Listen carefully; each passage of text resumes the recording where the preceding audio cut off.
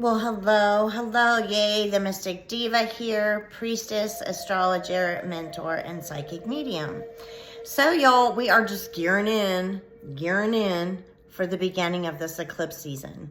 I wanted to talk about maybe some skill sets and also what to expect with this first eclipse in Virgo, okay? So, thank y'all for joining. If you would like to partake in subscribing and hitting that button, much appreciated. Here we go. So we've got Mercury and Venus retrograde this eclipse season. So it's about going within. Our mind might feel a little surprised when things come up as far as like shedding old ideas. There may be a lot of misconceptions with Mercury, as we know, communication, travel, and sometimes electronics. We know that sometimes things can go awry. So we've got Uranus in the mix with this particular eclipse. So just know that there could be some stuff with our technical pieces as well, with our literal, like our cars, our phones, etc., etc. Especially because this total lunar eclipse in Virgo at 23 degrees in the 12th house, right, is very much about the mystery, but it's the practicality of the mystery. It may be some things with our physical body. So we really want to come up with our health, how we take care of ourselves.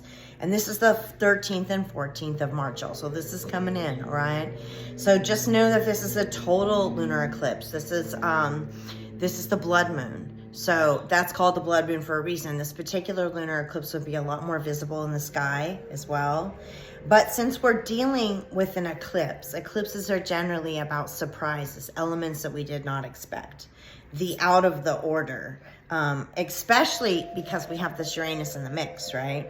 And so generally eclipses are interruptions, surprise. It could be breakthroughs, not necessarily breakdowns, but breakthroughs.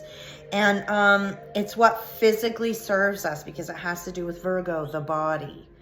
And it's also about, there could be some mysterious breakthroughs with some medical procedures for some of us because we've got Virgo, the body, in the 12th house.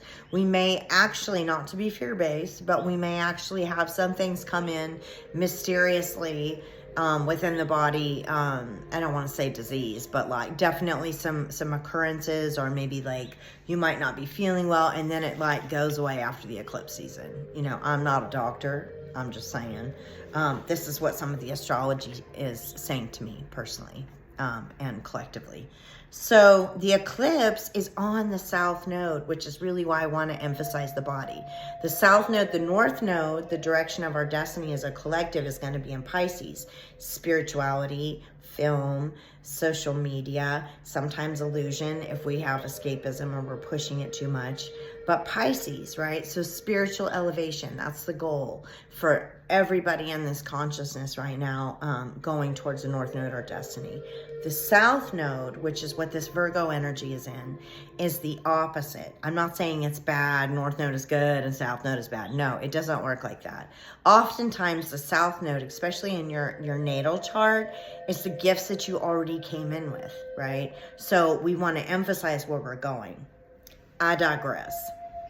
This south node in Virgo this year is being emphasized by this eclipse. So we could have breakthrough aha moments on things that we've already revisited in life as far as life lessons. I also want to mention that Virgo is very methodical. It's like a process. We really want to ground right now as eclipses again are surprises. We want to ground. We want to have a way to be in nature, be on the earth. Virgo is an earth sign. So it's really important to ground and pace ourselves right now because we've got this Venus in Aries retrograde. And Venus in Aries is in its detriment. So it means that the Aries gets a little spicy, right? Wants to go, go, go. It could also mean we have a lot of warrior archetypes, like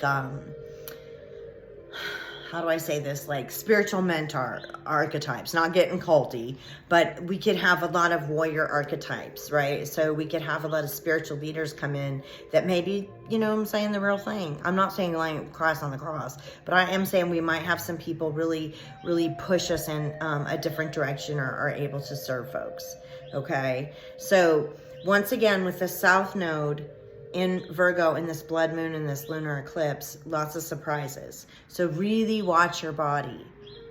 Do a lot of emotional regulation, a lot of deep breathing, self-care. You might want to write a little bit. You might want to get out and walk, because Virgo is, as I said, the ground. And it's really about, when this is on the south node, it's like what no longer serves us. So this could definitely be what I call a very shedding eclipse. So it's like things may come up to the surface unexpected to, because it's an eclipse, and we just want to release it. So once again, intuitively, I'm getting, if there's a situation with the body, I'm not saying it's necessarily an illness, it could very well be cleared up after the eclipse. You might have a breakthrough on a new doctor, new procedure, new type of thing to do. And Virgo, again, as I said, is very methodical. So it's really important to be practical, because a lot of surprises may come through with that Uranus aspect. So just really try to pace yourself, whatever your own pace is. If you feel like sleeping, if you feel like going, really listen to your body. Your body has that God-Goddess compass, so it always knows. So once again, y'all, eclipse season is starting. And be practical in the mind. And ask yourself, what do I need in each moment? Each moment is really important, because it's like, what do I need right now? Anticipating what can happen in the future, in the past, might not serve us during this eclipse season. It's also a time to really evaluate what our old beliefs are, if I haven't spoken to that already, because we've got Mercury retrograde being activated by all this. How we think. So some of us may want to look at new jobs, new careers. Mercury rules how we work in career, and also in love. We might have new values in love. We might discover something new about ourselves in love, whatever that means for you. So just be at peace, ride this one out, and many blessings.